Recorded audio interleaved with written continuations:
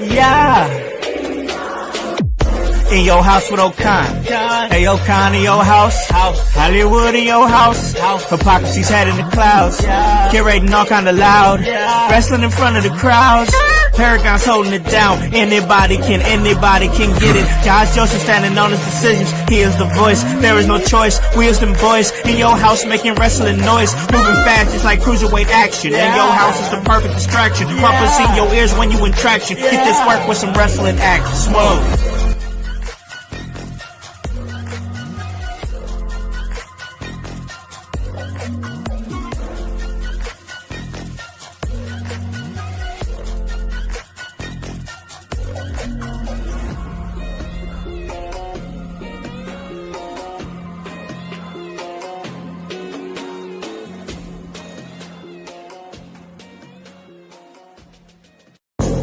What is up, guys? What is cracking? It's the Con Man, and I am in your house. And you guys already know the vibes. Anytime we slide on through, we're here to give you that work when it comes to this professional wrestling business. And guys, it is Friday, and my God, what a fine Friday it is.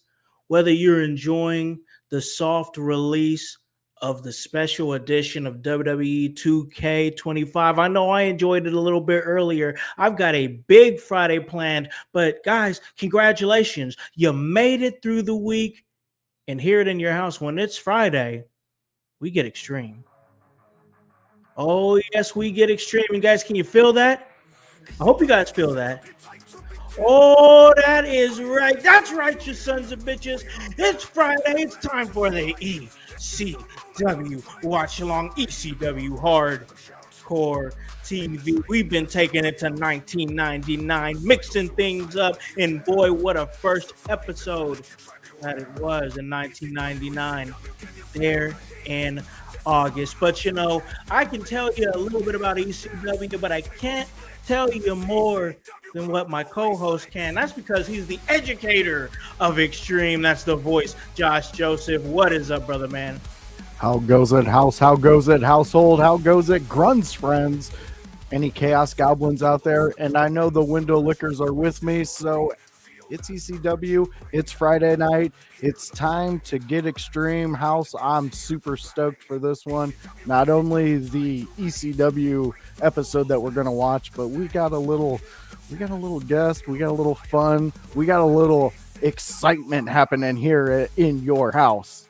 Yes, most definitely we do, man. And, the guest that we have today is somebody that you've been wanting to get on the show for a while. When you brought him to my attention, I was wanting to get him on the show for a while. We finally found a Friday to make it happen. And, man, what a fine Friday it is. So, voice, you've been doing your thing as the educator of Extreme here on Fridays for the ECW Watch Along. So I'm taking my hands off the wheel, man. I'm gonna put my hands back behind my head and relax, because I'm gonna let you do your thing and bring in our amazing guest. Some of you window lickers out there are probably thinking to yourself, is Jesus taking the wheel right now? Yes, he is. So here we go. We got one man that I've been watching on Tuesday nights. And let me tell you, I'm a man who enjoys a good impression. I'm a man who walks another man's line, and he goes out there and he struts this stuff and he says, I know what you did to get over, and I can do it better. And we've seen it done better. It is here tonight at In Your House ECW Watch Along that we bring on the man himself, Dirty Dick Flair. Come join us. How are you doing, my friend? Oh, every day I'm dirty, but today we getting sloppy. We're not just in your house. There's a pretty good chance I was in your mom's bedroom earlier also. Woo! Woo! Let's fucking go. Wow. Let's go. I love it. Oh, man, we have Dirty Dick Flair here in your house, here for the ECW Watch Along. My man is fresh voice. Are you seeing it? Oh, I'm seeing it, man. I see this all the time. I watch it. I follow it. This is somebody you guys all need to go out there and follow and be a part of, because not only do you see the brilliance that is in this little circular screen, but let me tell you something, window lickers. He is on a show called Sabu Speaks. You remember Sabu coming on this show and talking to us about it? Luckiest man alive right here. This is one of his co-hosts. And it's That's amazing. It is so amazing. We have You might see a Flair-like figure and ask yourself, what does he have to do with ECW? It just so happens I'm Sabu's favorite Flair. He hates Ric Flair. But me, I get him high, I make him laugh. That's all we really need in life, right? That's what a friend's for. That is 100% true. And that's what you see with you guys, a friendship. You got Josh. I call him the producer because he always seems to be hitting the buttons and making sure the show goes. And then you got Dirty Dick and then Sabu. And I'll be honest, I checked it out because of Sabu, but I stayed because of the whole team. You guys are perfect together. I love it. On Tuesday nights, I do get a little disappointed when I see we're not having a show tonight. But listen, Sabu can be, his whole career, he was extremely volatile, unpredictable. It's the same thing with the fucking show, man. Like, you never know. Sometimes about 10 seconds before airtime, we find out we're not going on, and you just, you roll with the punches, man. Well, I think that was last night. This past Tuesday, oh, yeah. I was all fucked up for my birthday, drunk as fuck. Had the gimmick on, fucking ready to go, and I think about 3 minutes before I got the text message saying, nope. It ain't happening. It ain't happening. I was already drunk, so who gives a fuck? Let's go. I just stayed in the suit and kept partying, yeah. Okay, let me ask. I gotta ask. Dirty Dick, I gotta ask this, bro.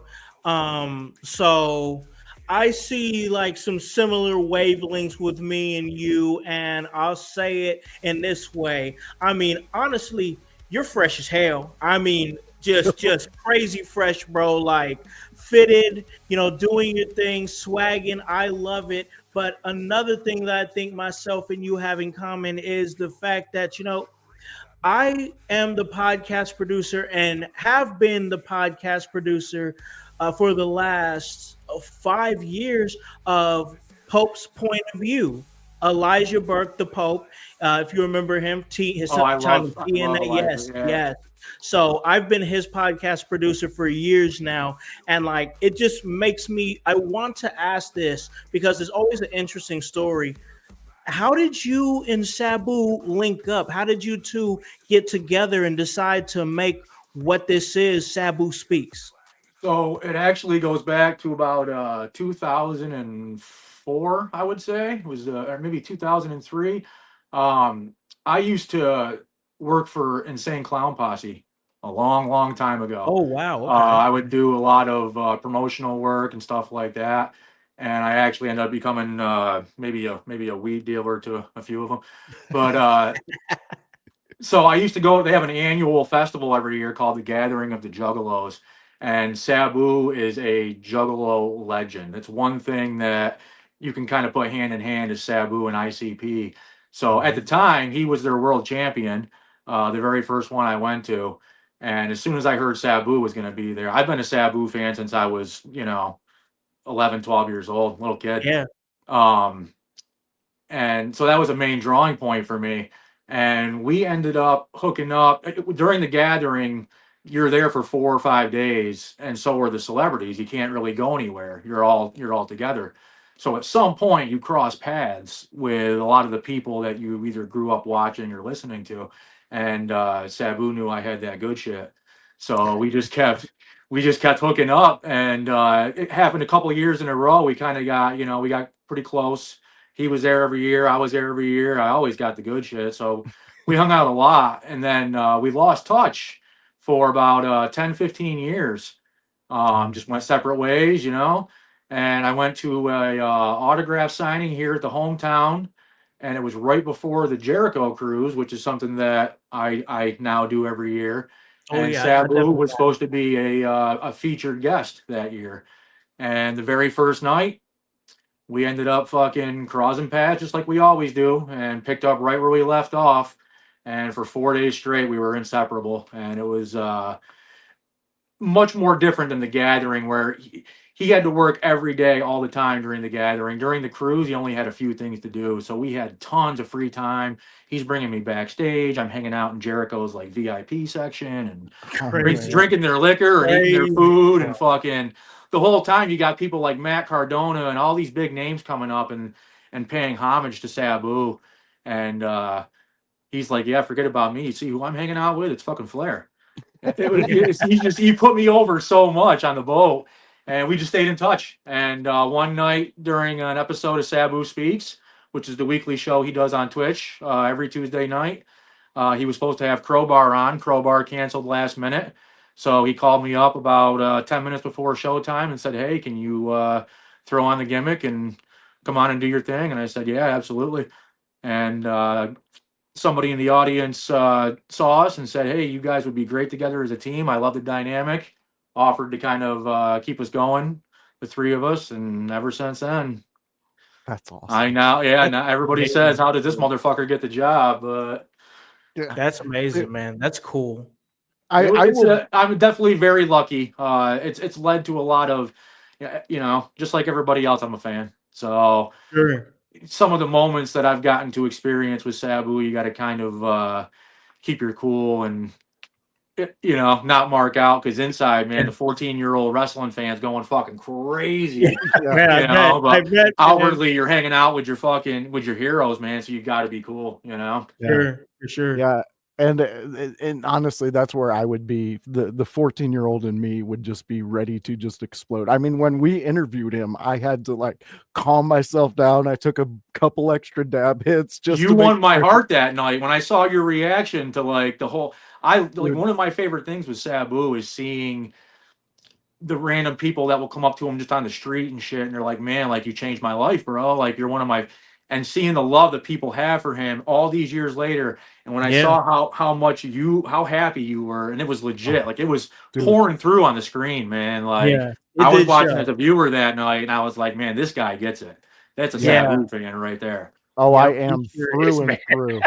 He That sure is. dude, So he you know how was, I feel. That's the exact yeah, same level I am. So for me to be able to like now it's common, so I'm used to it. But there is some times where I stop and tell myself like, holy fuck, man! Like tell 14-year-old me he'd be doing this, and this with Sabu, and I would never believe it. I would never believe I hear you, this is bro. where I am. You know? yeah, it's so It's crazy. And amazing. it really, I mean, of course, I like the little bump you gave me, but I do see it with you though, you and Josh, when you guys talk to Sabu.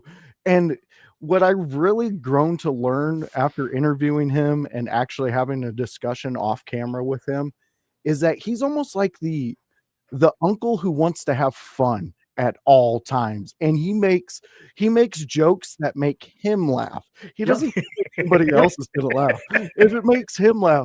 But you and Josh both feed into that, and it just creates this power trio. Like I wish they had you guys on one of the circuits when there are events going on, because I think the world would needs to see Sabu in a different light outside of that extreme maniac that we all grew to love, and see him in his prime. Like this dude he's on another level for He me right really now. is.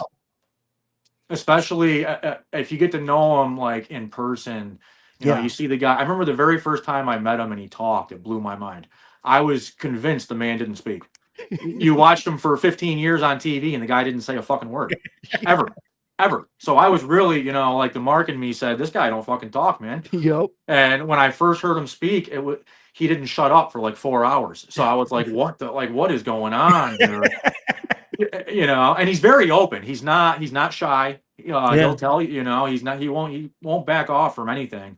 And it makes for some very interesting conversations and situations. Oh, I And bet. again, like as a fan, you wouldn't think it would be like that, but he, like you said, the fun uncle. All the guy wants to do is enjoy life, man. He tells me all the time. He told me the other day on my birthday, happy unbirthday, because every day is your birthday, every day is Christmas. If you look at it the right way, like you should be grateful for every day. And you wouldn't think to get like sage advice from somebody like Sabu like that, but Dude, that just adds another layer on top of that he's cake for brilliant, Sabu. bro. It's unbelievable how brilliant he really, really is. So many Well, good ideas. We're kind of hoping that with this last match coming up, we're going to get a lot of exposure, obviously, and we're hoping to Yeah. take the podcast to a whole new level. We've Yes. kind of some of the issues we've had are trademark issue. You guys yeah. understand with watching the matches and stuff like that. Mhm. And Yeah. he does not have access to anything that was on ECW. WWE owns. He Mm. doesn't get paid for it. He's not allowed to watch it. So that's kind of fucked. So we're Yeah. usually stuck That's to crazy. watching things the wrong way, I guess you could say, and doing it the old ECW style, maybe playing things No. where you aren't supposed to play, but it's at the price of not being able to get the exposure that we want to get. Yeah. So we're looking at revamping a lot of things. We're going to start doing replays. Um, One of the things I'll be bringing up in a little bit is Only Wrestlers, which is a new platform Sure. that people like Sabu are going to be able to release content on and have more of an input on what they put out. That's So, awesome. Sure. Sure. I No, love that's that. interesting. I mean, So actually, since I brought it up, I might as well stick with it. If I you was gonna guys say, yeah, haven't, let's stay there. Yeah. if you haven't heard of it, it's called Only Wrestlers. Kind of, it sounds like OnlyFans, Hmm. and there's no nudity, but I guess they could if they wanted to. It's literally a wrestlers platform started by RVD and a shitload of investors. Sabu is one of the starting guys in it, and it lets people pretty much as a wrestling talent, even as a wrestling like an indie owner or something like that, you can put out the content that you want to put out. If you want to put out a podcast, you can do that without the Facebook restrictions, all the restrictions we have on Instagram and shit like that. I know a lot of the guys don't like doing cameos because the cut that they take out of it makes it almost unworth it. So Hmm. here's a platform where you can take orders and do your own thing and make your own cameos and get 100% of the profit. So that's good for them Yeah, on it a is. content level on getting paid, but also Rob opened up what's called the Only Wrestlers Association, and it allows fans. They started a wrestling federation, an indie fed, and it's anybody that's associated. They got like Brian Cage, RVD, obviously Sabu's part of it. A whole roster of people that are able to contribute, and it's not just indie wrestling. You got a lot of big names.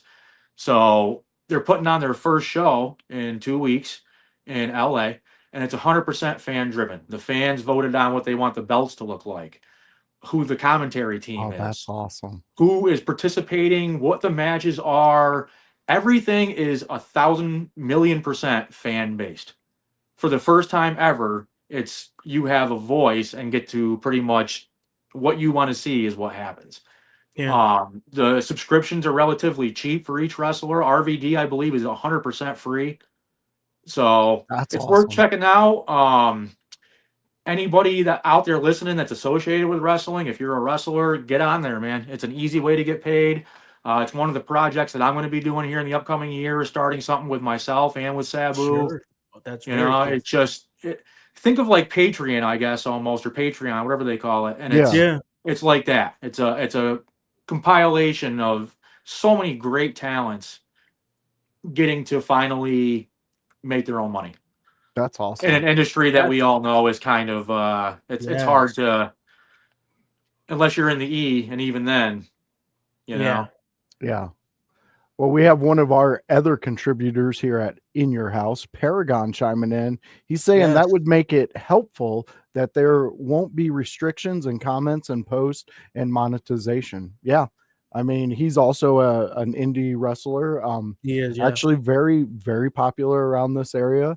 And yeah, I could see this definitely being a very good. And I you said think it's that's going to change the industry. It's in its infancy right now, and I mhm, really honestly think in like 5 years it may be like the second promotion in the country under only WWE. only I honestly wrestling. think they're going to get that. Like RVD Mm, works so hard on this. They have several investors with lots of money, so there's no worry about it going under. You know, like they have the backing. You know, That's and it's just going to get awesome. bigger. I mean, if you go on onlywrestlers.com right now and see the roster they have, I think people would be really surprised.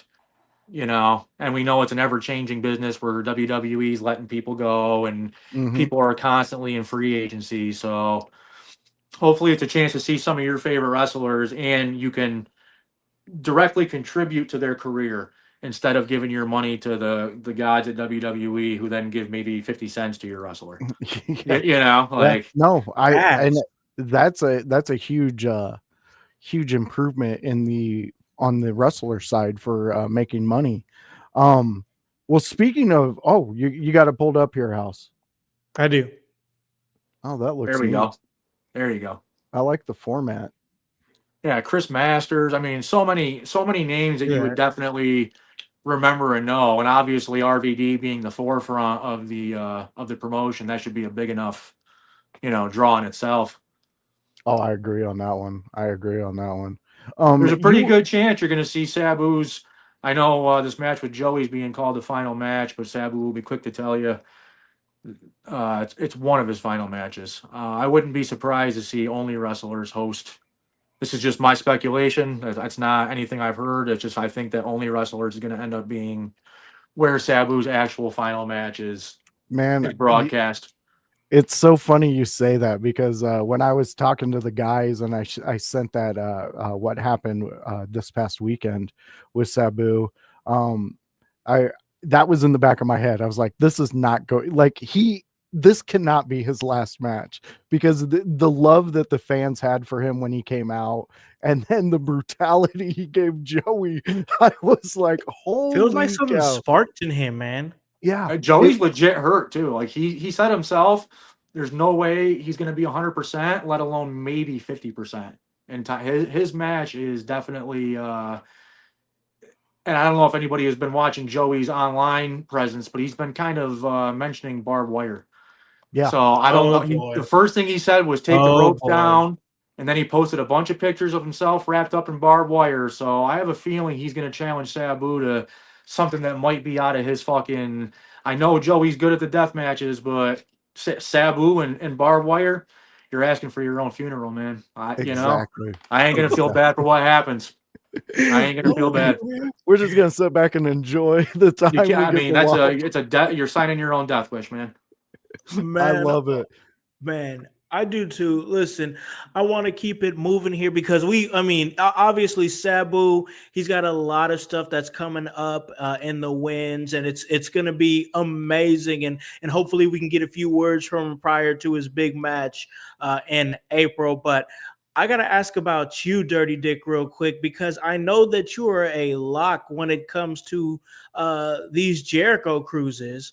And, I haven't got a chance to go to one of those. I've always there's a couple times where I almost made, but I was like, I can't really do it. So, like, how did that hookup happen for you, man? How did you become such a lock on the Jericho cruises like you are now? So the Jericho cruise is actually the start of the whole Dirty Dick Flair thing. I missed the first one, but in between the first one and the second one, my wife had breast cancer. She had to have a double mastectomy with a complete reconstruction, 9 months of recovery. It was absolutely terrible. I nursed her back to health. It was very, it's a difficult time for both of us. Yeah. And as a reward for the two of us getting out of the house afterwards and celebrating her recovery, she booked us on the Jericho cruise. And that happened to be the one that had Ric Flair, who's obviously besides Sabu, my all-time favorite. Ric Flair was going to be a special guest on that cruise, and they were having a Ric Flair lookalike contest. So she bought me my first robe, my first wig, and we went on the cruise. I was in the contest. I got to meet Rick. It was fantastic. Yeah. And but all the people on the boat, I don't know how drunk they were, what kind of drugs they were on, or what, but they all acted like I was Ric Flair all 4 days. I was only gonna wear the shit the first day, but everybody reacted so well to it. I was like, fuck it, man, I'm gonna run with it.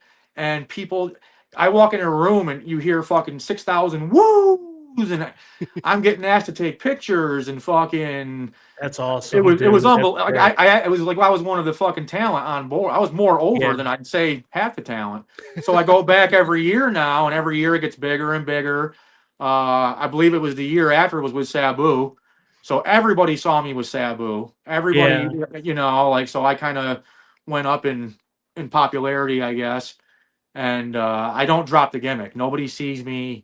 If I'm out in public, people actually don't recognize me if they don't see me in a robe and wig. They don't know what I love the whole that. Clark Kent Superman thing, So it's gotten a little harder the last few years, but honestly, one thing I don't say too much, but on the very first one I did this on, what really got me was how much the kids liked it that were on board, and there was a lot of disabled people that really, there was one guy in particular, he ended up passing away, and I ain't gonna tear up like Flair. I promise you, I'm gonna keep this simple. He was a really good guy. We ended up becoming really good friends, and he loved my outfit, and he was nonverbal. He was in a very difficult position, but he absolutely loved seeing me. Would always manage to throw the 4 up and do his best woo with me for a picture. And I love that. one of the things because of that guy, I kind of like, that's one of the reasons why I keep it going. But also, if I ain't gonna lie, it gets me some perks, man. Like even like the cruise, dude, the cruise crew, the security. I don't wait in lines, bro. Like I'll go to get in line for like a meet and greet, and security will grab me and bring me up front. I get free drinks from the bar. I get to hang out with all the celebs. Like it's brought me such a fucking weird amount of things that I can't describe, but I ain't gonna fucking argue, man. Like, the more free shit I get, bro, the more I'm gonna do this. And obviously, now that I'm with, like, I was gonna drop this shit last year. I got married on the Jericho cruise in the middle of the ring by Chris Jericho last year. Amazing. And I said that was it. I'm retiring the gimmick. I wasn't gonna do it no more. But Sabu, once he got me to start doing the show, he don't want Tony. He wants Dirty Dick. He loves the Flair shit, man. He loves the Flair shit. So you can thank Sabu. If anybody who hates his character, who don't like it, thank Sabu. It's all because of him. It was Well, done. It was gone. He's the one that fucking kept this shit alive. So we got some fans reaching out to you. A lot, man, a lot. Yeah. Okay, so we got Matthew Rodriguez. Hey guys, Flair, tell one fan that has never been to a Jericho cruise, do you recommend it? oh brother, as a wrestling fan, from start to finish, it's not. I don't know if you've been on a cruise before, but wipe all that shit, anything you know, out the fucking window. From the moment you wake up till the time you go to bed, I'm talking from like 10 a.m. to 2 a.m. every day, nonstop wrestling. The Jericho Cruise has 2 wrestling shows a day, 2 full wrestling shows, one at least 2 hours. Uh, Jericho, his group Fozzy does concerts every day. There's podcasts with the wrestlers. They do stupid shit like drunk spelling bee with they had Will Ospreay and a few other people this year. But on top of that, unlike other situations where these people can like maybe get away from you for a while, you're on a boat in the middle of the fucking ocean for 4 days straight. They got nothing to do but drink heavily and hang out with you. So That's as awesome. long as you're cool and you're not fucking asking them to sign autographs during the fucking buffet or while they're in the bathroom and shit like that, these guys will fucking party with you until 2 o'clock in the morning. You get experiences with your favorite wrestlers that you would never. I'm sitting there at the bar at 1 o'clock in the morning, dude, hitting a fucking vape pen with Bushwhacker fucking Luke, or I mean, Oh like, my god. what the fuck, bro? That is Like, awesome. That's so Yeah. cool, bro. what you, Oh, you that's know what I'm amazing. saying? Hanging Uh out with Prince Nana and fuck. I mean, it's wild the people that you that would see on be there. an experience. We have a fellow content creator, I see Nick. that. Yeah, got He says, engaged. me and my wife got engaged on the second Jericho cruise. Was a great experience. I believe we ran into Dick there. And then he says I'm everywhere. that came off wrong. So he exactly what he Just wrote. don't back up in the dick. You might get pregnant. Exactly. I love We got it. Lisa chiming in. Just one more proof. Lisa. Jen rules. Matthew, have you ever met Luther on the cruise? So Luther is actually there's a group that I'm in that he is part of our little group of friends. Oh, cool. We hang out with him Oh, everywhere. Everywhere. Awesome. He's the nicest fucking guy. Um, his wife is even nicer, believe it or not. But yeah, Luther is definitely always around. Always around. Awesome. Even if he's not on the cruise, he's always around. That's awesome. And we got Jen chiming in. That's my lovely wife. Okay, so this is the missus, and she's letting us know, fans. This is an inside scoop. I get one dinner without the gimmick. So that dinner's so does that on the cruise? You two have that Yes. special moment. She gets one dinner during the 4 days, and when we get off the boat at port, I'll wear a Flair t-shirt, but I won't wear a robe. That's Sure. awesome. It's kind of hard to go in the water, fucking, and Bermuda while you're wearing a fucking robe. You know? Oh, Yeah. I bet that's a little. Although one of these difficult. days I got to just for the fucking photo op. There you go. You need to. Well, He's before kinda we move throwing on it to in. anything else, how, if you don't mind me asking, but how is your wife? What's Doing great. the We Doing great. just Awesome. celebrated 5 year cancer free, actually, which is a Awesome. huge milestone for anybody that's had cancer. So That's we're very, amazing. very happy. We're living our best life. We just got off the Jericho cruise a few weeks ago, actually. Yeah. So other than the fucking major fucking flu, COVID, Ebola that I caught, it was one of the best cruises. Again, to Matthew out there. The next one's not until I think it's a year and a half from now, so plenty of time to save up some money and make sure you get booked on it. I wouldn't miss it. Like if you're a wrestling fan, get your fucking ass on that boat. It'll change your life. And I'm not exaggerating. Look at me. Thanks to that boat, man. I got a fucking job with Sabu. So, like, who knows? Dude, Yeah, you never that's know. It's incredible. so true. So true, and such an amazing story, honestly. I mean, just hearing everything that you do and everything that you've acquired from just your love of wrestling, and I love to see it. That's what it's all about, man. That is, to me, that's what it's all about. So, I mean, I'll show you real quick. I gotta pick up the tripod here, but I live in a fucking mini fucking Wrestling museum, man. Yo, Oh my I see it. Whoa. Oh my God, that is incredible. Everything I Amazing. have is fucking straight up fucking.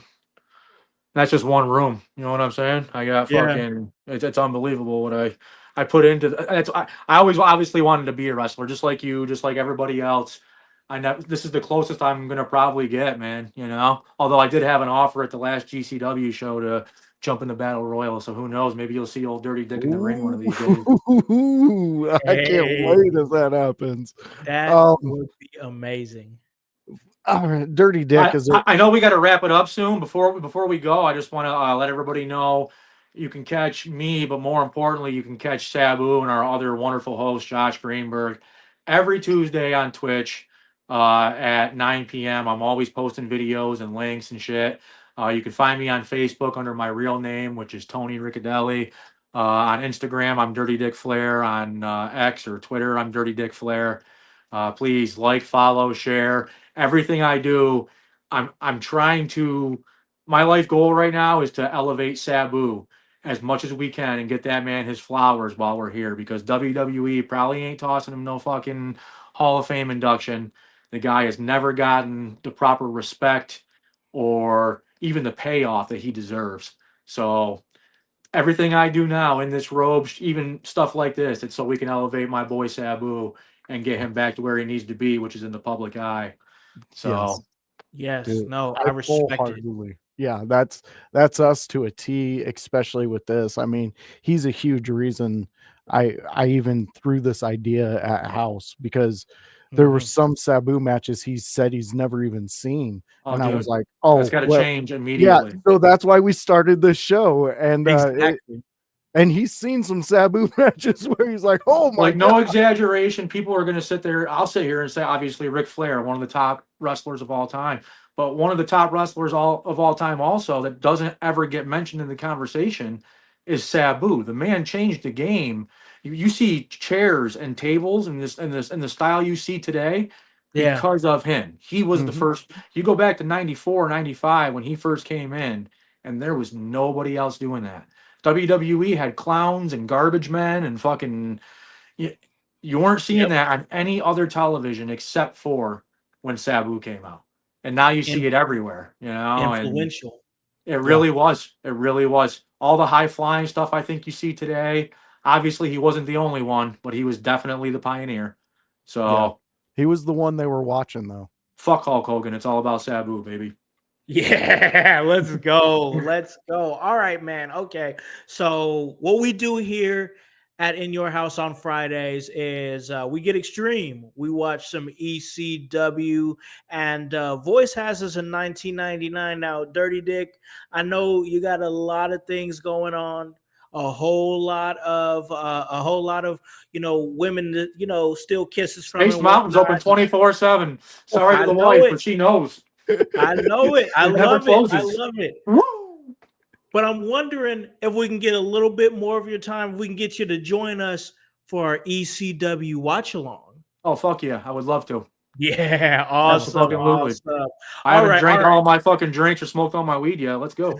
Let's go. Go. Let's get it. All right. So before we do this, we got to take a break. We're going to pay a few bills. Guys, stick around with myself and the Voice and Dirty Dick Flair. We're about to watch some ECW action on the other side of this break.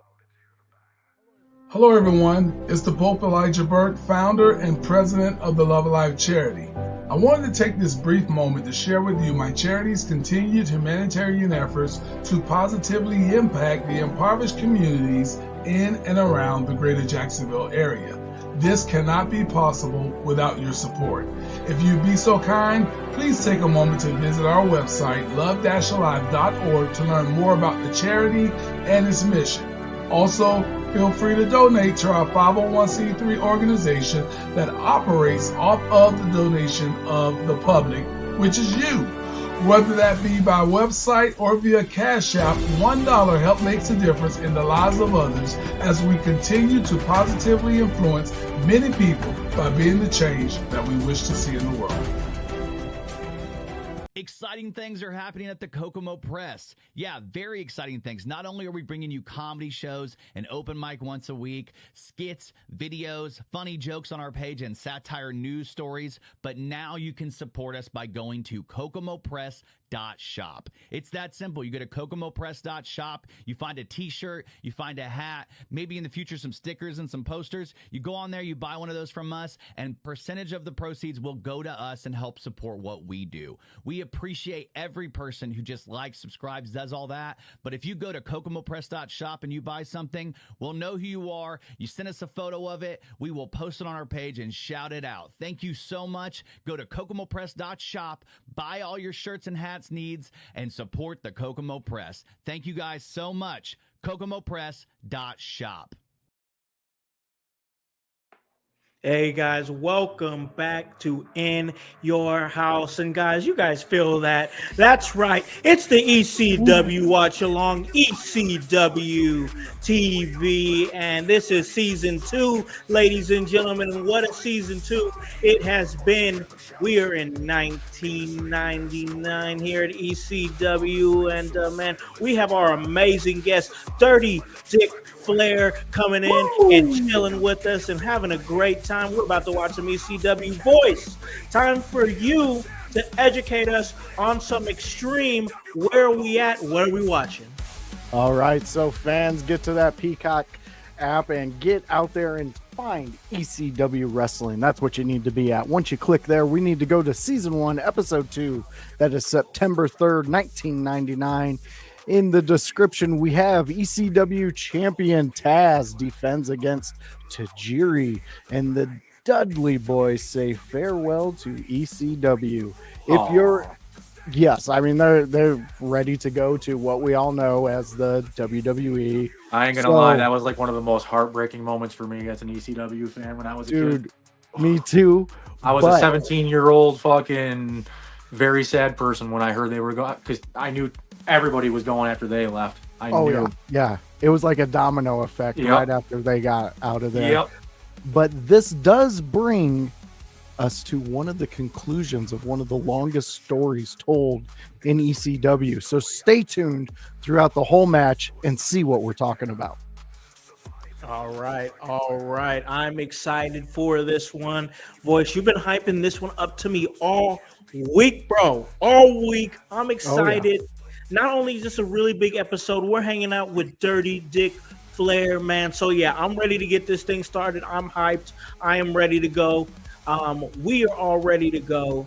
And guys, once again, that's ECW Wrestling Season 1, Episode 2, September 3rd, 1999. The countdown begins. 3, 2, 1, 0.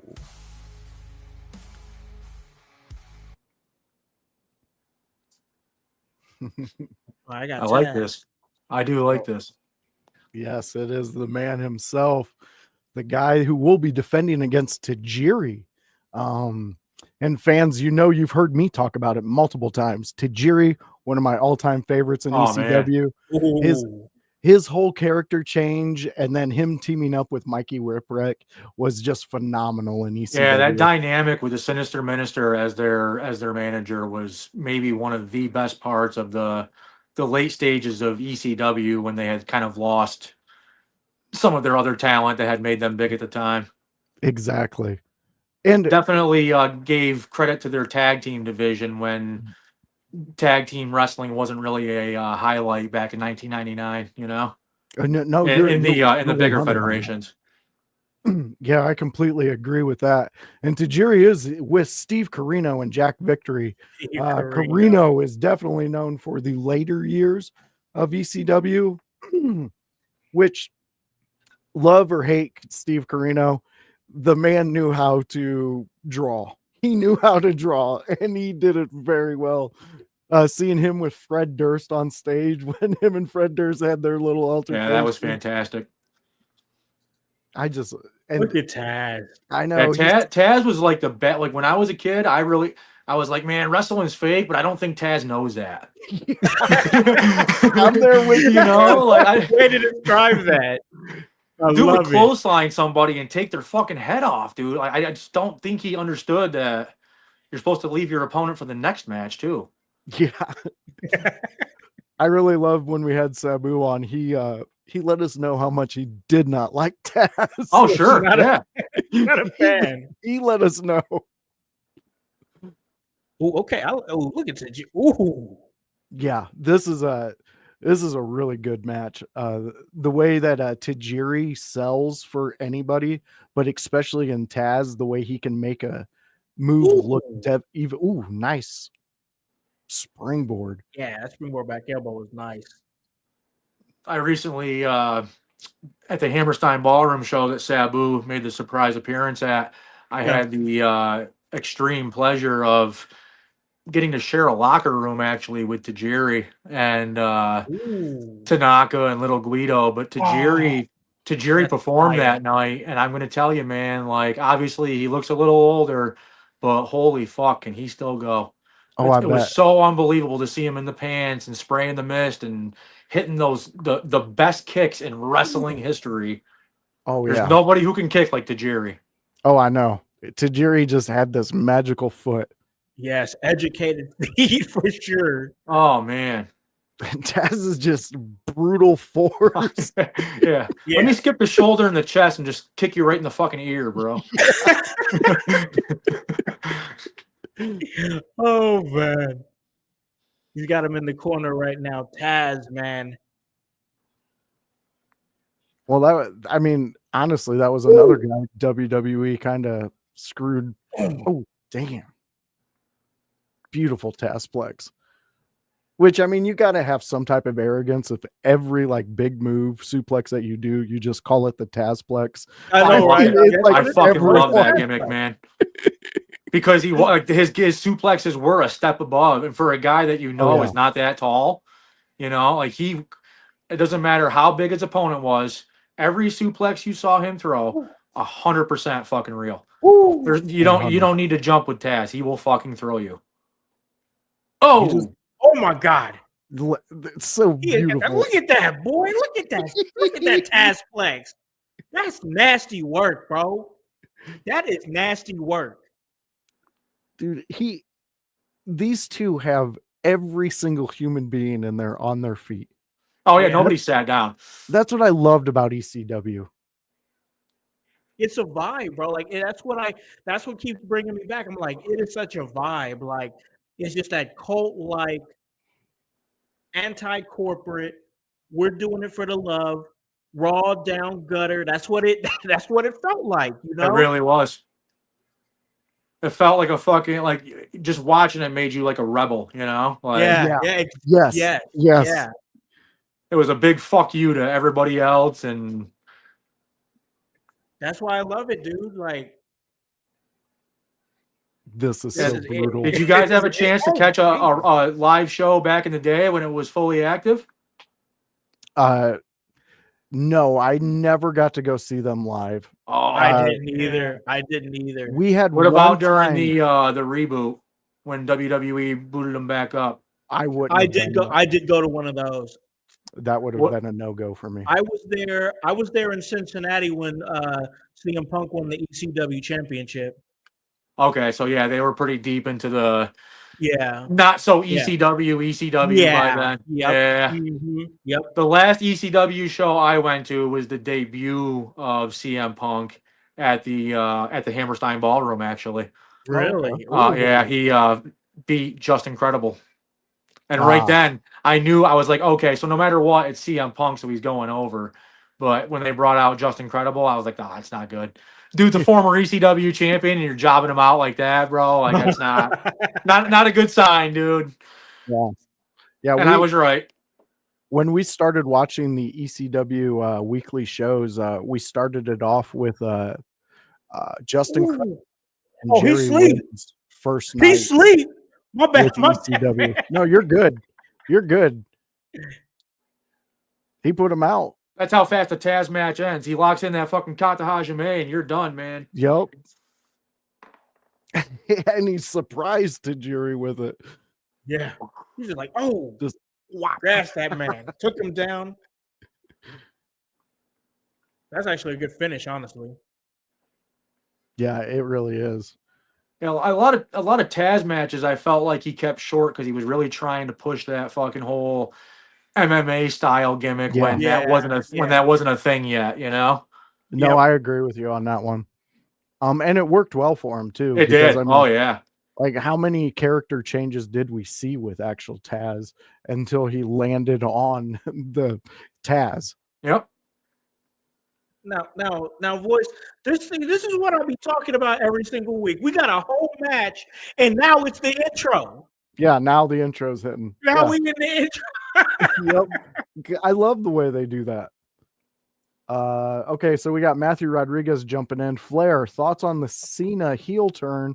Do you think Cena will end his career as a heel or a face?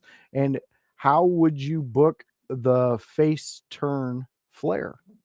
So first of all, this might surprise people, but going back, I'm a huge Cena fan from day one. I was Oh, front row okay. WrestleMania 20 when dude won his first title, and Oh, I okay. I have loved Cena since early on. I was mad when he went from like word life heel Cena to as Yeah. soon as he turned face, I was like, it's over. Everyone's gonna love. I can't love him now. Now he's gonna be like a house. I can't do it. But I still, to this day, like I love the guy. He only got better as time went on, and the Make a Wish thing. If you can't forget everything else and look at the Make a Wish shit, and if you don't think John Cena's the fucking man, then you're on a different fucking planet, dude. Because John Cena's the fucking man. His And heel turn was spectacular. I Yes, loved it. sir. I loved it. I think he's gonna finish his career as a face. He did an interview with Chris Van Vliet not too long ago and kind of discussed this whole thing and what would have happened during that heel turn that was supposed to happen back in the day with The Rock. And I think he's going to stick to that blueprint because it was very good. And one of the things he said is turning heel is a good guy who has lost his way.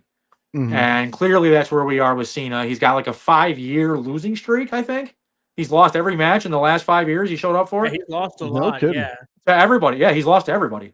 So it's going to be, I think, a storyline where he wants to break Flair's record. He wants that 17th world title. The only way he can do it is by doing what he did Mhm. and selling his soul. But at some point, you have to have that redemption arc. Not to mention, let's break the kayfabe for a minute. These motherfuckers are losing a shitload of cash on merchandise. You're not going to have any John Yeah. Cena merchandise sales during this. You got people on the internet making videos of them burning their John Cena shit, kids throwing it down the fucking stairs. I seen that one. I was gonna say that. I one. mean, The dad comes home. He's like, "What are you doing?" He's like, "Screw John Cena." easily the biggest heel turn, if not bigger, than Hogan and NWO. Just I because, agree. We've been I talking. mean, Yeah, did that's what we've anybody been ever talking. really think Cena was gonna fucking do that? No. At this stage during his retirement? Oh, sure, yeah, I did too. 10 years ago. 10 I fucking called I did this though. I didn't Did think you? now. Yes, I in our truly chats, didn't. I was like, he's gonna go heel, because the reason I was doing this was to antagonize another creator on here, and like he's like, as soon as Cena announced he's doing a farewell tour, the dude, our friend Grun, our co-creator here, he just went out and bought all his stuff, and I was like, dude, he's gonna turn heel, and I started like listening to what Cena's saying. And that press conference when he's sitting there and he says, he's got to do this. This is what's best for business. I was like, that's the heel turn. The He's only going thing to- though, best for business, minus those, dude, I know it's a huge thing. Those fucking merch sales. Yeah. Oh no. He it said is. himself that if he turned heel, he would release no merch. No John Cena merch allowed. Oh man, this was going to be my first time to purchase Cena gear. I was going to buy his heel merch. I'm sure they might break that rule just for the fact that, but he said he wants to It's do gonna the be full cool. heel Whatever he thing. does, people are Like gonna think it's cool. Yeah, they would. it got cheered on TV. I mean, Yeah. it wasn't like Hogan where there was trash in the ring. It was Yeah. people were like, "Oh my god, oh this is fucking awesome." Yeah. Yeah. Yep. I think it's the a different fans have vibe. given a lot more trust to WWE, and I would say that's a tribute to the writing that has gotten better. But Bloodline story alone has shown that they can actually carry a story that we care about. Sure. Yeah. So this is the perfect time to do this with Cena, And because I think this is also Cena trusting Cody Rhodes to be a big enough face and There carry you the go. company like he used to do. There you go. You know. So to answer the rest of Matthew's question, I'm not really sure how it's going to end other than he's going to be a good guy. I think a problem they're going to have is that he's kind of like guaranteed this whole run's going to be over in December. And I'm going to tell you right now, with this shit going on, it's got to go to at least next Mania, if not longer. It has to. Yeah. You can't. What are you going to end at? Fucking Saturday night main event. seriously, like what do you know, like a random Raw, dude? Like you got to go out on a big stage, and he's got to put somebody over, ideally, probably Cody, Yeah. So I feel like it's going to be kind of obvious he wins the belt at Mania, and then maybe as like part of the ultimate heel turn, he says, "Oh, I know I was going to quit in December, but I lied. I'm going to keep this fucking thing until as long as I'm champion. I'm never going to retire. You want me gone? Somebody's got to beat me for it." And I maybe like that. maybe I that like it. extends the run until like a Mania ending with Cody, or That's good. No, that's a definite way to you got to do extend something, it. man, because there's no Yeah. way he can call it quits in December at this point. Yeah, because we were even thinking about it. To do this at a good storytelling pace, 10 months is a big ask. Sure. This isn't just your regular wrestler. This is John Cena. John Cena. You Yep. know, Mhm. Oh yeah. I think they'll milk it for all they can get out of it, and it's going to be something spectacular. This Oh, is of the course. first time I'm like legit excited for a John Cena storyline.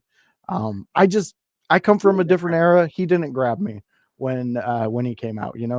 Other wrestlers around him, I really got into. Batista, I thought that dude was just phenomenal. I mean, At first I loved him, but then I hated that guy. Holy yeah, fuck. my cousins were the same way.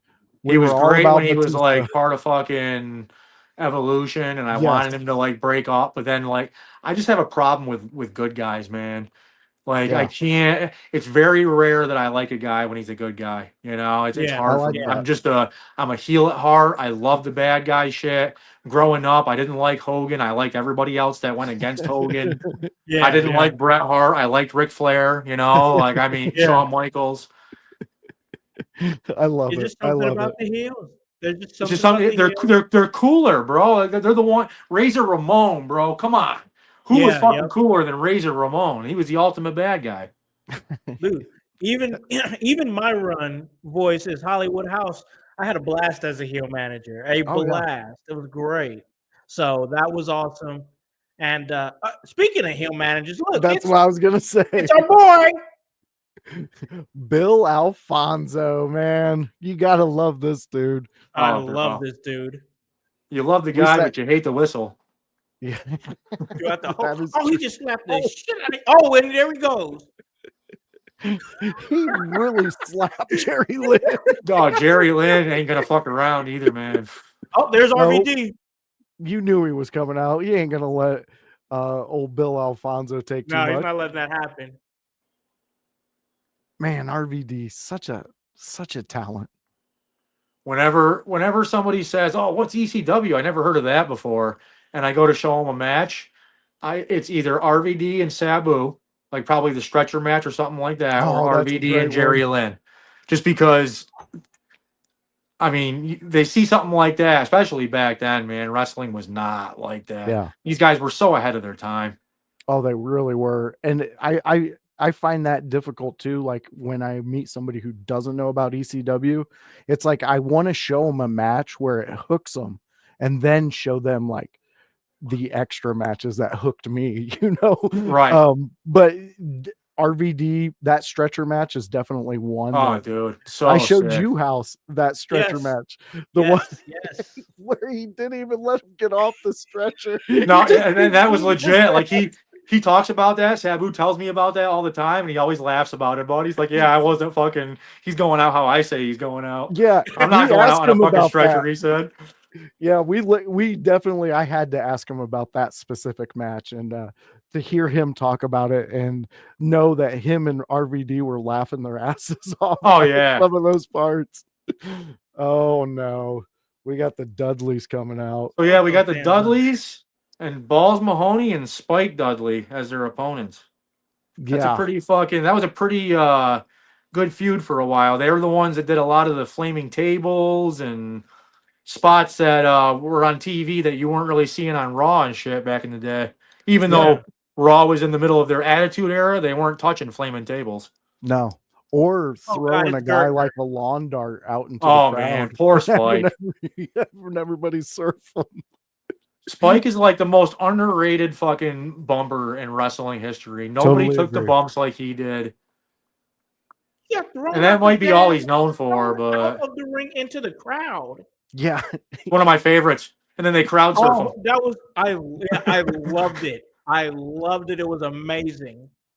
It was amazing watching Howse see it, knowing that he's never seen that one before. And Yes. his eyes get big and then he does it again. He did it twice. He missed the second time. Oh, they let his ass drop. One of the smallest guys in wrestling, legit. Not just like height wise, but dude had no muscle mass. Yeah. Yeah. It's like me crawling in a ring. And made no like he's a fucking 5'9", 170-pound tops Yeah. math teacher from Syracuse. Yeah. He's a complete badass. That's what always on the Beyond the Mat documentary back in the day, when I hear Spike talk about him being a teacher, I was just like, that's what he did, and now this is what he does. Yeah. And then the fact that Dudley Boys had the brilliance to write him as the most insane Dudley member, and it's little Spike Dudley. Like, Also, I the love obvious fucking back in the 90s when, you know, drugs were really awesome. You know, little Spike Dudley is LSD and fucking the acid drop being his finishing. I always love that about ECW. Balls Mahoney coming from Nutley, New Jersey. Yeah. The Nutcracker Suite as his finishing move. That's if you wasn't seeing on WWE or WCW at all. No, Nutley, New no. Jersey. If you don't pop for that, man, you ain't got a sense of humor. Dude, Speaking of nuts. Yeah. Oh. There's a beatdown going on in the ring. Yep. Going down in the ring. Man, it's Fuck. crazy to see Bubba Ray like still involved. I know he's doing that LFG show and he's doing Busted Open podcast. Man, that dude is still like years later still trying to keep his name relevant, and he's doing it right now. Oh yeah. Yeah, he definitely is. That interview he just had with Bischoff was pretty good. What's really cool, I think, is that him and Devon kind of mended fences and are now doing appearances again, man. Like, that was really, I don't know about y'all, but the Dudleys are like my all-time favorite tag team. And hearing that they weren't getting along, like, behind the scenes and had stopped talking for a few years and were no longer doing it. And Devon got hurt. I think he had a stroke, right? Devon did? Something happened to him. He was working, like, backstage at WWE, had a stroke, and ended up like retiring or some shit. But I know he can't wrestle no more. And him and Bubba weren't even talking at a point, but now they're doing conventions and shit together. Good. So, and then you got Devon's sons, aren't they? They're involved in wrestling. They're out there, bro. They are out there. They look fucking jacked, bud. Yeah, I heard they're a sight to they see. look good. Yep. I would love a new rendition of those, of even if they did something just a nod to the Dudleys through it. I think that would be great. It doesn't have to be full blown. Oh damn. Oh my I don't need like a new age Dudley Boys gimmick. They can do their own thing. Yeah, exactly, for sure, 100%. That boy is leaking. However, I will say I hate when they bring in second or third generation talent and don't like if I'm gonna go right to Braun Breaker as my first, like they've started acknowledging now like he's a Steiner. So get that name off him, dude. That's the worst name in wrestling history. Oh my God! I call him anything else. Use the name Steiner. Why do you not use the name Steiner? Why would you not capitalize on that? And then capitalize on the fact that he's a Steiner's son. Like, now you're bringing in new age people as fans, and you're getting those nostalgic fucking 30, 40, 50-year-old people who grew up watching fucking the Steiners and the Road Warriors. Yep. I don't get that, man. Like the Lexus King thing in NXT, Brian Pillman's son. I actually like how they did that, how he wanted to like separate himself from the name. That Yeah. made sense. You do a storyline with it, gimmick wise, that's great. You bring in a guy called Exactly. Braun Breaker, and I know he's a fucking Steiner. Now you're fucking pissing me off. Yeah. Now you're insulting my intelligence. You know, Well, like, and now they Yeah. got Scott's Yeah. son. He signed a bro, creative deal I with can't him. wait for him. He's gonna Yeah. be. Oh my He's, God. When he Oh, gets in man. there, you have to acknowledge it. You just I have can't to. wait. Yeah, If he it's don't gonna come be out as epic. like a mini fucking like WCW Scott Steiner, I'm gonna be pissed. Freakzilla Jr. I don't give a fuck. Reuse it. Oh, I know I my just said don't reuse shit. Reuse that. Yeah, Holy reuse fuck. that. You gotta know when to do it. You gotta know when to do it and not do it, man. I'm telling you. And I Oh need my crazy God. promos, like off the rail promos where he can't pronounce shit and like fucking, you know, I'm like there with you, man. I need I'm catchphrases. I in. need I'm all of it. in. I'm in. Oh, there's the acid drop. yo, those Balls Mahoney chair shots were like instant concussions every time. Oh my Yeah. God. They look vicious. I'm surprised Bubba and Devon aren't a little more shaken up in the head from as many chair shots as they've taken and given. And I felt like Devon took a lot, but Bubba took a lot more, and he seems like he's doing pretty fucking okay. yeah, Joel Gertner, the handsomest man in wrestling. Holy Oh. shit. Ooh. he would Listen, be- the bow tie on the fucking neck brace. If you don't think that's the fucking height of fashion, oh, dude, that it was used to always crack me up essential. every week, bro. That's what made him the stud muffin. Yes. Best Oh, lines in Gertner. wrestling history. Like I would buy a pay-per-view just to hear his fucking horrible, filthy, triple X rated fucking intro every time. It was so funny because when I would get one of my aunts to listen to him go and just do his rants, she would always be like, well, him and The Rock just seem like they would be good together. And I was like, yes, Joel Gertner that as The Rock's actually would be manager. fantastic. Yeah. Oh my God, that would be so epic. Them playing off each other would be horribly filthy. So good. Yes. I mean, it would work nowadays since they're on It would. Netflix. Oh no. Yeah, how about the Are these the uncensored cats? F-bomb and the weed smoking in the middle of the ring? If you had Yeah, told me that- that shit was gonna happen, bro, I would have tried a lot harder to be a wrestler when I was a kid. Like, what the fuck? You know what I'm saying? Like, that's what stopped me is the fact that I couldn't drop F-bombs and smoke my weed, you know? Yeah. Oh man. Holy what a different fuck. time. What a different shoot. time. It Yeah, 'cause really is. Sabu and RVD, Oh, didn't they get in trouble? Yeah, because RVD had to drop his title because he got popped for weed. Yeah, Oh, when with RVD WWE. was right after he won the world championship in Yep. WWE, yeah. And now he's watching these guys. Sabu Oh. got fired over it, and RVD ended up getting stripped of his fucking titles and losing the push. And you can kind of also pinpoint that as the official death of ECW. That's when they started really fucking bringing in like Big Show and Batista and fucking all the Yeah. big WWE guys. It was sad Yeah, to it was all watch. downhill from there, man. I remember that ECW. It was sorry. Yeah. Yeah. Well, so I know you said earlier that you had caught the one where CM Punk became champion. And I actually, I was lucky enough to catch 2 or 3 actual, like real ECW shows back in the day. Yeah, I even got to awesome. see Sabu a few times, like Oh. before. There's a That's guy on cool. YouTube who has like an old, remember the fan cam? Mm-hmm. So he's got a ton of fan cams, and one of them was from a show I was at, and you can see Oh. me in the front row when Sabu comes out, and it's just like full circle, bro. You know what I'm saying? yeah, like exactly. That's crazy. I love I'm in that. the crowd as a That's fucking like crazy. 16-year-old kid. And now here I am, fucking like 30 years later, working with him. You know, It's so bizarre. That's- Like it oh my is. God. But and you know what? You know what's so? I just want to tell you just how weird that is. The 2008 SummerSlam, 2008 SummerSlam in Indianapolis. I had left the show. This is where it was Undertaker versus Edge for the World Heavyweight Championship in a Hell in a Cell match. oh yeah. Yeah. So I had left that show and somebody had honked at me, my wife, and my friend as we were leaving the show. And they came and pulled back around, and it was Kenny Dykstra and Elijah Burke. So I met Elijah Burke in 2008, and years later, I end up becoming his podcast producer. It's Yeah, that's crazy dope. shit. Yeah.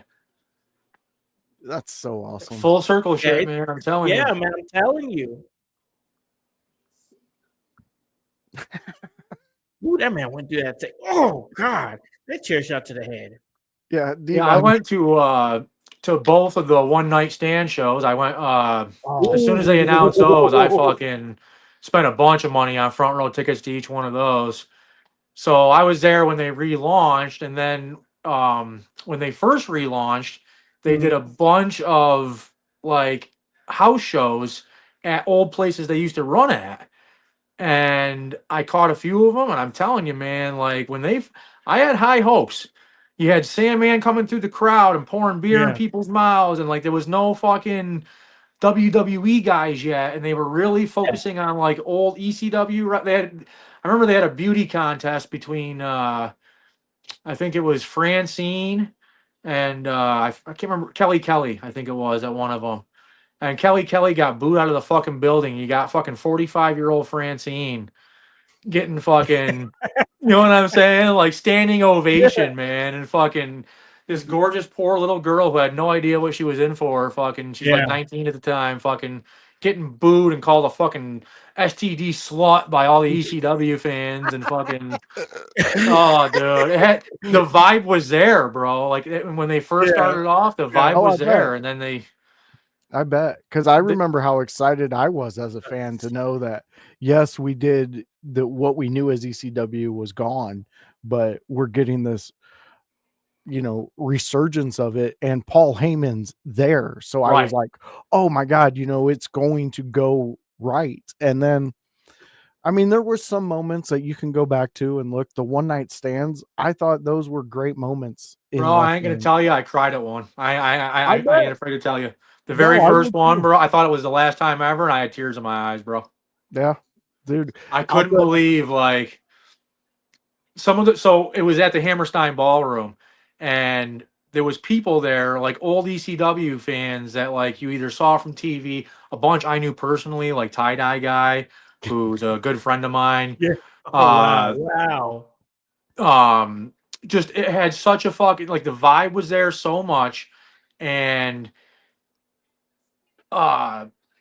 it was like a family reunion almost. You know what Yeah. I'm saying? Like Oh, yeah. everywhere you looked, it was people you recognized or knew from, some of the fans from the front row from the old days. Yeah. The security guards. The security guards were the same ones from like you recognized them, and you're like, wow. Like even now I'm getting Oh my goosebumps, dude. God. Like But honestly, what other promotions do you know fans? Right. Because like, do you know the security guards by just looking at them? Things like that. Yeah. That's why anytime I watch ECW, what I'm looking out there is a family reunion of cousins. that just exactly love what it is, wrestling, man. and they're Like-minded just there. people who are all there. Like it's almost you hear of like the whole like community brain thing, and I don't really believe in that too much. But you go to an ECW show, and it's like everybody's on the same wavelength. That's awesome. Yeah. Like it's such a Wow. fucking the love for certain wrestlers is universal. The hate for certain wrestlers is universal. The chants, everything's so organic. There was really nothing. I don't think anything will ever capture the essence that ECW had. No. That GCW show I went to with Sabu recently, that was at the Hammerstein Ballroom, so that had a lot to do with it. And you Yeah. had Masato Tanaka there. You had there was a lot of ECW guys there, so that obviously had a lot to do with it. But that was the closest I felt to an ECW vibe in fucking since 2006, man. Yeah. Like I hear that compliment about GCW a lot, though. Like it's pretty they good, say- man. I have a lot of compliments for them actually, and I don't lay it out very often for the indies. And GCW is a step above. Yeah. They are doing something Yeah, they different are. out there right now. Brett, who runs it, is a really good guy. They're giving a spotlight to people who should have it, and they're doing Yes. things right. Yes. And Yeah. the production is fucking out of this world. Like being able to be backstage at one of the shows last time and seeing how they do it, their production is Dude, fucking a step yes. above, man. When they were Yeah. here for the Royal Rumble, I was on staff at that show, so I got a chance to be around and have full access to and yes, they do not play around with their production. It is Oh so no. good. So good. You go back there and there's actually like a whole like gorilla position of guys like Yeah. it was good to see, like they It put a was lot of thought and amazing. detail Yeah. into it, man. Yep. I And love Brett that. takes it very seriously. It's something that you can tell he's passionate about it. He cares about it. Yeah, he sure does. Yeah. Yeah. I got a chance to catch him and talk to him. And yeah, it's just GCW has those vibes. It feels like it's the closest thing we got. And being there at that show, I got a It chance really to is. see that. I got a chance to see that firsthand. That was amazing. An amazing experience. Yeah, being in the Hammerstein was really something. And now Oh, I'm sure. I haven't been there since the last one night stand. So for me, it's been, almost 20, it was almost 20 years to the day that I've Yeah. been there. So it was very, like, I got fucking, as soon as I walked in, man, you get that little feeling in your heart. You look at the last time I was there was one night stand part 2. Oh, that's Terry awesome. Funk fucking getting stabbed in the fucking eye and fuck Yeah. so much, dude. Like, I can still see it like in my mind's eye, like yesterday, Man. Yeah. and then to be there for something like that. And this time I'm accompanying, I'm with Sabu. Yeah. Holy Yeah. Holy Yeah. fuck. We go up to our dressing room and I look to my right and there's Tajiri and fucking Tanaka. Here's little Guido. Here's fucking bro. I'm fucking and I got a spot at the table. Like, what the fuck? Come Yeah. on. Exactly. Bro, Come on, dude. that's awesome, bro. You're a blessed man, bro, for real. I really am. Much Like respect. my little brother often calls me the luckiest guy in the world, and I used to just shake it off, but it's easy to look back and realize like I get to I get to announce it here, right here, I guess. I'm officially gonna be Dirty Dick's gonna be penetrating Las Vegas for the very first time ever. Coming up during Hey, I'm spending all of WrestleMania week with Sabu in Las Vegas. I'll be appearing all 4 days at WrestleCon with Sabu. that's And if amazing. you haven't seen the lineup yet for WrestleCon, holy fuck, man. It's like a who's who. I'll tell you right now, Tyson and Flair are gonna be there, so Oh, you know what I'll be doing. man. You know what I'll be doing. oh man, I cannot wait to see the photos, bro. That's gonna be crazy business. Oh my god. But on Friday night before Mania is Joey Janela's spring break. Yeah. And he is taking on Sabu in what's being called one of his final matches, and I will be going with Sabu, and I'm gonna try and talk Sabu into letting me fucking hopefully escort him to the ring if I I'm hope he does. I- I hope he if I does. can be so lucky. I hope to be the guy that gets to toss him the chair that night. Dude, There- imagine though the image of seeing Sabu walk out with somebody who looks like Flair coming down that ramp. I would just love it. And I'm willing to bump, even in if it ends up being a fucking barbed wire. I don't know. I don't want to fucking think about it too much. But if I got to, I got to for Sabu's sake. Yeah. Yeah. But Exactly. But even if I don't get to like be anywhere on I don't even care honestly, because Yeah. just getting to watch not just one of my heroes, but one of my best friends like have this moment, dude. Like Oh man. it's what an honor to like Oh, fucking just yeah. to be present. Exactly. 100%. 100%. Yo, speaking of goosebumps, here's that moment you were talking about, but I'm popping right now. Exactly. We're seeing one of the factions of what I'm talking about. Tommy Look at his Dreamer. face. Yeah, Woo! this Good is call. this is exactly great wrestling writing. So the people who are listening, are they unless they're watching it, they can't see it, right? Yeah, they can't see it right now. So it's Raven.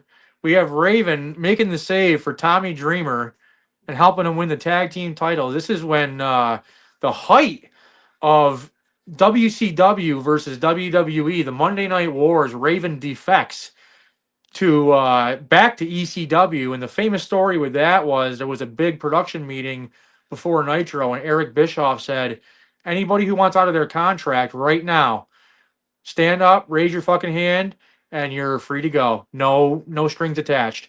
And Raven, 100% true story, is the only one that stood up. Was immediately released and showed up on this show a few days later.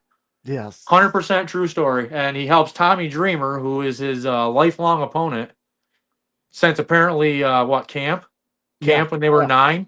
Yep. It dates all the way back to the 9-year-old camp. I always loved that story, man. That was one of my favorite. Like they were feuding since fucking like summer camp back in the fucking day. And that's what I always loved about ECW. They added the little things that gave the extra bit to the story that made it maybe possibly a little more believable. Like there for a moment back in the day, I was like, I would have fought somebody if they told me Tommy Dreamer and Raven never went to camp. I'd be like, yeah, they did. Seriously. And they fought each other. Oh yeah. Yep. The whole pregnancy thing, I believed 100%. Like I was like, holy fuck, dude! Like this is fucking wild, dude. This is so wild. They go back to like when they were 12, bro. That has to be real. Exactly. Snowballs at each other on the same block. That's why, like, when I see kids, like, I got me and my wife. She adopted 3 special needs kids, and they were all at one point really heavily into wrestling. So, like, as an adult now, like, we don't have that magic of being the fucking mark anymore. You know what I'm saying? With the magic of childhood. So when I see the kids get into it, I'm like, my nephew the other day, when he saw the whole thing with John Cena, fucking broke into his favorite wrestler in the world is John, and he cried so hard, dude. And I tried not to, but I laughed. I'm like, bro, like, if you only knew how happy that makes me, because you're like in that element where like you actually believe John Cena is a bad guy. Like that's so awesome, dude. Like special, man. It's a magical moment where yes, we learn. You believe, man. Like it's as real as it's ever gonna fucking be. Dude, I had an uncle who passed away a couple years ago, but up until, I mean, he died I think he was 87. Up until the last time I seen him, he still called me Little Hulk, because I was that kid that ran around with blonde hair, pretending I was Hulk Hogan. I was eating my vitamins. I was saying my prayers, and my entire life, I was Little Hulk to him. Yeah, man. Wrestling's magical, man. It gives you moments like that, moments like what we see with Dirty Dick and everything that it's came for him, everything that's came for me. It's a magical business, man. It really is. It's an art. It's an art, and it's fun. A lot of people they get into it and they jump back out when it's like not popular and whatnot. And obviously, like right now, it's popping, it's jumping. I think it's most popular as it's been in years. But man, when you was rocking with it, when people wasn't rocking with the way we were, like I used to get picked on, and like people used to want to fight me in high school because I liked fake wrestling. I was such a fucking weird, like it was, you had to like stick up for yourself just watching wrestling. You get it. I've been there, done it. See, that's why, especially times like now when my son is proud to go to school wearing a wrestling shirt, ain't no shame about it. You know what I'm saying? Like it's really fucking cool, bro. It's a really cool time.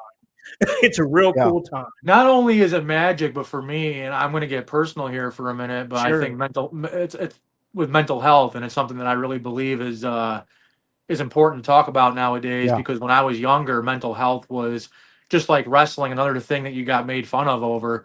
And for me, when I was a kid, wrestling was a escape from reality. No matter how bad my life was, for a few hours a week, man, I got lost in those stories. You got lost in those heroes and in those villains, and it saved my life. It got me through a lot, so it really means a lot to me. And now, even as an adult, to get even more personal, a few years ago, man, like I was homeless. I was fucking suicidal. I was fucking in a whole different place than I am now. And it's important to remember to hold on, because you never fucking know. Like, you look at somebody like me who was literally on the edge of the worst place he could be in life, and now I'm living my very best life, doing things that, like, I used to have dreams, and I've already lived all those dreams, and now I'm coming up with new dreams, because like anything's possible right now. You never fucking know, man. Like, you never know where life is going to take you. So, dude, I absolutely, that hits my heart perfectly because, Yes. and the House will tell you after the Sabu interview, I texted House and I'm like, okay, I completed my goals that I set for myself. What do I do next? Like, and then he's like, oh, Sabu just messaged me. Yeah, he absolutely loves us. And I was like, oh my God. So now my next goal is to get him back on and ask Yeah. more questions. Oh yeah, I'll mention it to him, man. Yeah. We'll definitely be talking about this, and he knows. Like I make sure when you come in the chat on Tuesdays to give you a shout out, and Oh yeah. you guys did a really great job with him, and I was appreciative. As a fan, anytime Sabu gets proper respect and love, you're gonna get an instant same reciprocal thing from me. So Yeah. There's nothing I could ever say about that man. yeah, I could tell, man. Like that's what Yeah. you won me over instantly. I was like, me and this guy were like kindred souls. Yeah. Like Yeah. we could. This is the kind of guy I could sit down with and fucking smoke fucking weed with all day and watch like 12 hours of Sabu matches, and we would fucking. It'd be the best day ever. Yeah, I would have to leave because my wife would be blowing Right? up Yeah, my me too. phone, Yeah, I but- got kids. I got kids. And Yeah, shit. I Yeah, would be there yeah. with you the whole time. That's awesome, man. What an awesome episode this has been. Dirty Dick, man. This was amazing, bro. I appreciate you guys, man, for real. I appreciate the opportunity problem, having me bro. on. I had a great Really time. cool to talk to you. Really cool, man. Much respect and love, bro, from over here. Like, it's really cool to hear everything that you've been through, everything that you've done, all the things you got coming up, man. It's awesome to hear your vast knowledge of ECW and all things wrestling, and what you like as a fan is most definitely been amazing. Your adulation and respect for your hero Sabu, and doing whatever that it takes to give him the proper respect that he deserves. And man, just talking to him, that guy is brilliant. I mean, absolutely. Anybody deserves the perfect send off. We're in an era right now where all these guys, Ric Flair. I was telling Sabu the other day, man, fuck having a last match. You need to have like a pay per view, just like Flair did. That's centered around you're the main event. Yeah. Yep. You pick all the wrestlers on the undercard. It's all people you want to see and put over, and we can have an ECW style hardcore fucking nice event with Sabu going out on top. Yes. What more could you ask for, dude? Yeah. And who deserves it more than my man, honestly? Oh, I'm there with you. I'm fucking a little half drunk right now, and I'm definitely high, boys. But that's Hey, one thing no I know for worries. sure. Hey, That no, fucking- we're good, bro. We're my boy good. Sabu needs all the fucking love, and you guys, We for got real, you guys have done a lot to I really appreciate everything you've done for me, for Sabu. We love you guys. So Yeah. Oh, bro, our stories are so similar, and without him showing me a different style of wrestling and something I can fall in love with, I don't think I would be doing what I do now. And it's literally seeing him in a ring for the very first time is what set me on this path. seeing him in a ring recently with the shit at the Hammerstein brought a fucking tear to my eye, dude. I made sure I went out in the crowd to experience it like a fan. I ran out, like I was dressed as Flair, but I ran out in the crowd real quick and like kind of hid like in one of the fucking spaces and watched it from the side. It sucks because it doesn't suck, but if you watch the video playback, you can see me in the background fucking marking out like a fucking 10-year-old, dude. And I can't help it. It was so great to see my hero out there doing what he does. And I know at spring break, man, like I'm probably gonna fucking shed another tear because holy fuck, what an honor. You know? I can completely understand that. And I mean, I hope that we can find a way for all of us to get out there. Oh, there's gonna be a time coming soon when we're all sitting in the same room with Sabu. Fucking, I promise you, that's gonna be. I'm there for that. Yep, 100%. That day is coming soon, boys. That's a personal dirty dick promise. Well, I have a feeling after that meeting, Sabu might be like, I think Josh likes dirty dick. He likes dirty dick more than me now. One of the funniest things, the stories that I tell all the time, and one of Sabu's favorite moments is when we first started hanging out on the Jericho cruise that night. So it's me and Sabu walking around with Josh. Mhm. And all these people are coming up fucking saying hi to me and asking for pictures with me and completely ignoring Sabu. Like Sabu's ready each time. Like you can see him like tense up. Like here's another fucking fan who wants a picture, you know. And each time they blew right by him to get a picture with me. And by the second or third one, he's fucking dying, bro. Like he's like, I can't believe. Want me to hold the fucking camera, asshole? You know, you know, like What a he's guy. fucking dying, bro. And but in fairness, he wasn't wearing his gimmick. He was dressed like in his like. So the next night he went out in his fucking turban and his fucking, you know, Yeah, the and gimmick. Yeah. it went, you Sabu'd know. it up. Then we're doing equal amount of pictures. But that fucking first night, bro, he was dying. He could not believe how many people were skipping by him to get a picture with the fake Flair. That is Oh awesome. man, That is awesome. It just shows that you're doing it right, man, because people connect with it. Wrestling fans, if they connect with something, it could be the weirdest thing to an outsider, but in the Yep. wrestling world, it's the greatest thing. And I can see that with you, man. in a The total kayfabe sincerity. moment, I sit here and tell my wife all the time, I don't know what the fuck is wrong with these people and why they eat it up so much. I'm a fucking weirdo who fucking wears a robe and a wig and gets super drunk and high on fucking film, dude. That's all I really do, and I woo a lot. I'm a party guy. I guess I'm like a party icon. I don't really know what, you know. And You're the Sabu is obviously perfect Sabu has put me over, so like, you know, I don't know what else it is, but people eat it up, and I'm always saying like I'm the luckiest guy in the world, man. Like I don't know, man. Like I live like a Hollywood star, and I'm a dude in a trailer right now. If you want to get total kayfabe, That's awesome. I love That is it, man. awesome, man. Okay, all right. So I know you I love did you guys. earlier- Thank you for having me on. Thank you so much. No problem. Oh, No no problem. I worries, know you man. gave us. Where can they catch you at again and everything that you're doing, real quick? Facebook under the real name, which is Tony Riccadelli. Good luck spelling that. Instagram is Dirty Dick Flair. Twitter X is Dirty Dick Flair. You can find me on Twitch. Actually, I do have a channel open, but nothing yet. I will be streaming a couple different things soon, doing my own show. Oh, Maybe we can reciprocate here and do a little Yeah. fucking Oh, yeah. So other than that, just anything with Sabu. If you see Sabu, you're gonna see me. That's just the way things go. Whether you like it or not, you better learn to love it, baby. Woo! Ladies and gentlemen, Dirty Dick Flair. It was a great interview. Voice man, what are you thinking? man, I'm thinking this was an excellent connection that I brought to the table. Because it is. I mean, it really is. I truly, as a fan of not only Sabu, but I become a fan of you. I become a fan of Josh. I appreciate that. I legit call you guys the team, and I'm always in our chats. It's sending, hey guys, Tuesday they're going on.